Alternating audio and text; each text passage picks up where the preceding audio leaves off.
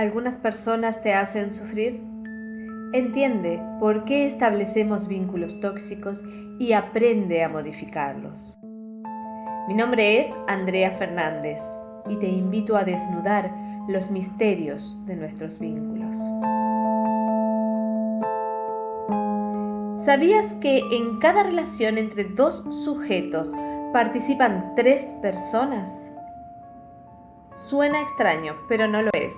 Para explicar esta afirmación, tomaré a Pichon Rivière. Pichon fue un médico psiquiatra suizo nacionalizado en la Argentina que murió en 1977. Para Pichon, el vínculo es una relación bicorporal entre dos seres y al mismo tiempo tripersonal, pues incluye a la cultura. Fíjense qué importante que es este concepto, porque de alguna manera, en nuestro vínculo con el otro, está incluyendo nuestra historia, nuestro contexto, nuestros condicionamientos sociales, nuestras costumbres y tradiciones, y todos estos aspectos que parecen ser exteriores a nosotros, sin embargo nos hacen, y los ponemos en juego en cada vínculo que establecemos. Pensemos un ejemplo. Un chico que en su infancia padeció abusos o maltrato por parte de sus padres, sus primeros vínculos, y ese chico aprendió a protegerse de ese maltrato manteniéndose al margen de todas las situaciones que le era posible, parecer casi invisible para no llamar la atención y evitar así más maltrato. ¿De qué manera creen que afectará esta historia de su pasado en su forma adulta de vincularse? Pues probablemente se tratará de una persona que pasará desapercibida en todos los grupos, que no se atreverá a decir lo que piensa, lo que desea. Y en una relación de pareja, ¿cómo su pareja hará para complacerle, para saber qué le gusta o no? ¿Qué opina? No lo sabrá. Es más, probablemente repita el patrón, encontrando a su vez una pareja maltratadora. ¿Por qué se dan estas cosas? ¿Por qué buscará una pareja que no le hará feliz? Encontramos que el vínculo es bidireccional, lo que significa es que ambas partes se verán afectadas por los efectos subjetivos de ese encuentro con el otro. Aterricemos esto en el ejemplo anterior. Esa manera de relacionarse a través del miedo al maltrato, que viene de la mano de una autoestima poco cultivada, de una autodesvalorización, tendrá efectos, tendrá consecuencias en ambos participantes. Y como si fuera poco, y lo más interesante, es que si uno de estos 3 elementos que componen al vínculo se modifica toda la estructura, los 3 participantes, los 2 sujetos y la cultura.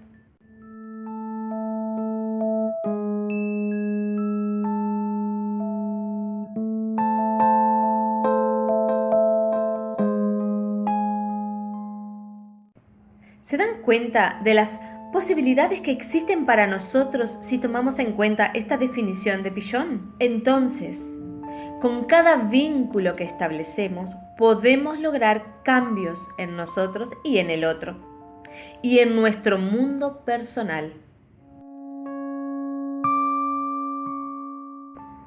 A través del vínculo, nosotros nos modificamos. Podemos mejorar aspectos personales. Podemos crecer emocionalmente y espiritualmente y podemos cambiar nuestra vida. Pensemos en nuestros vínculos a lo largo de nuestra vida. Aquel familiar, aquella novia de la adolescencia, aquella amiga, aquel profesor. ¿Qué sería lo que yo tenía que aprender de aquella relación? ¿Lo habré logrado? ¿Crecí? Pero ¿cómo es que sucede esto? ¿Cómo es que el vínculo que establecí con mi vecino, con mi jefe, con mi esposo, me puede modificar? Porque en el vínculo se dan 2 cosas que son fundamentales y que son una comunicación y un aprendizaje. Y cuando esta comunicación y este aprendizaje no se dan de un modo correcto, nos encontramos frente a lo que es un vínculo patológico o un vínculo tóxico. Pero dependerá de cómo se den esa comunicación y ese aprendizaje cuál será el vínculo resultante.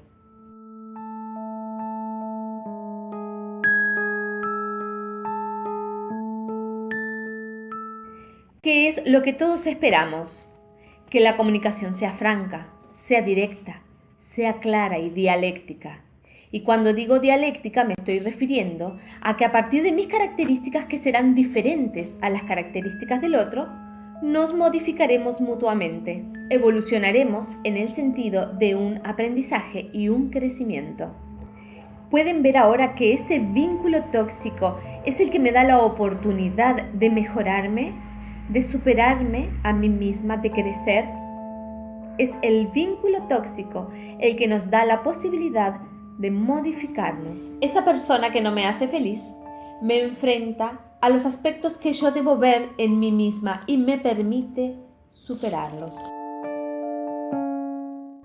Pero ¿qué es lo que sucede generalmente? Que cuando conocemos a una persona o cuando una persona ya está en nuestra vida, el vínculo que tenemos no nos hace feliz. O nos duele, o enoja, o nos molesta, o experimentamos emociones y sentimientos displacenteros. Y termina resultando una conducta que se repite una y otra vez.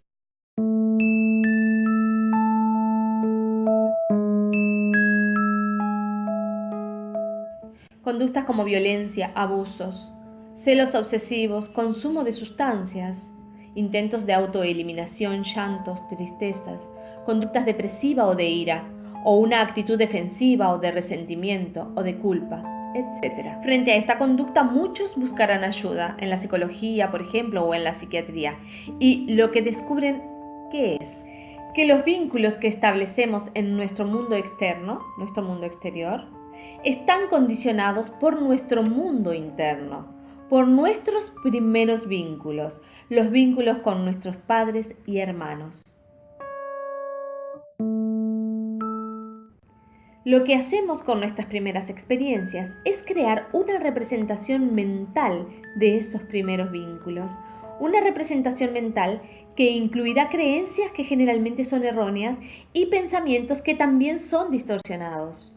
Una forma de relacionarnos también y determinadas conductas que en esas primeras experiencias nos permitieron sobrevivir con un mínimo de angustia posible.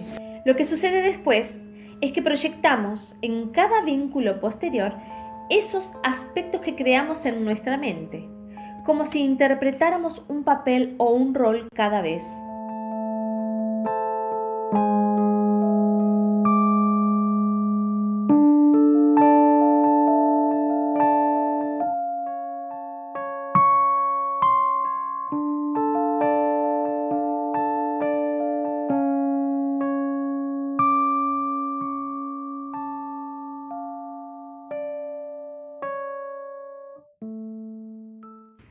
Entonces, si por ejemplo tuviste un padre que fue muy autoritario y duro y en su momento te sentiste desvalorizado por él y sentiste impotencia y rabia con una conducta de sometimiento, quizá tienes un jefe que te resulta autoritario y duro y quizá experimentas el mismo sentimiento de autodesvalorización, la misma impotencia por no poder dejar el trabajo y la misma rabia. ¿Qué es lo que podemos hacer al respecto para modificar ese vínculo que no nos hace feliz?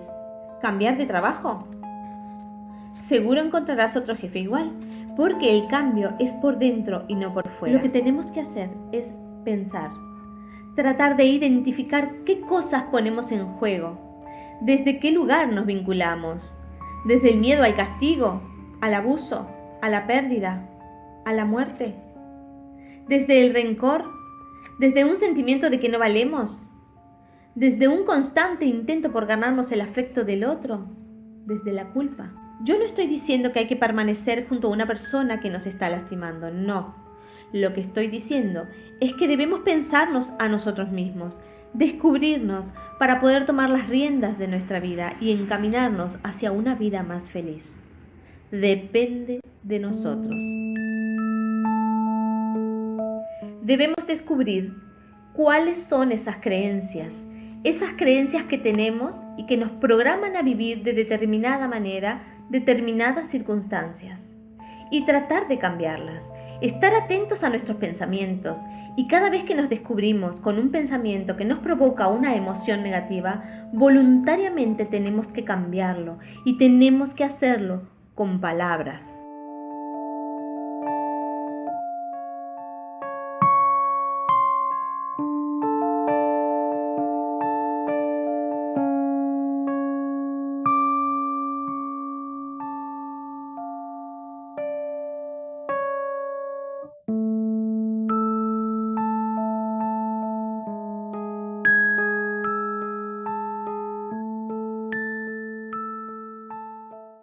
Parece una tontería, pero nuestro cerebro responde al hábito, a la repetición. Entonces, repitámoslo una y otra vez hasta que esa frase sea habitual. Yo no digo que sea un camino sencillo. Requiere voluntad, requiere acción.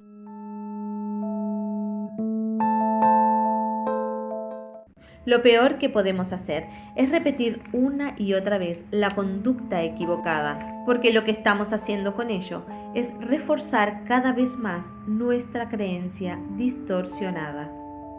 Y esto entonces termina siendo un círculo vicioso. Tenemos que empezar ya, actuar ya, y con el tiempo iremos logrando nuestro objetivo. Así, cada vínculo, cada encuentro es una oportunidad para superarnos. Los invito entonces a estar atentos, a pensarse y a descubrirse.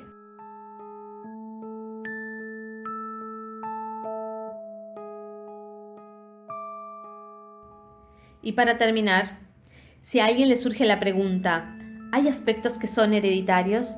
¿Cosas con las que se nace? Mi respuesta es sí. Traemos desde antes de la concepción esos aspectos de los vínculos no resueltos de nuestras vidas pasadas. Pero esto excede el campo de la ciencia actual y lo abordaré en mi próximo video. No dejes de suscribirte para enterarte cuando ya esté en la web y por favor deja tus comentarios y tus dudas que con gusto las responderé.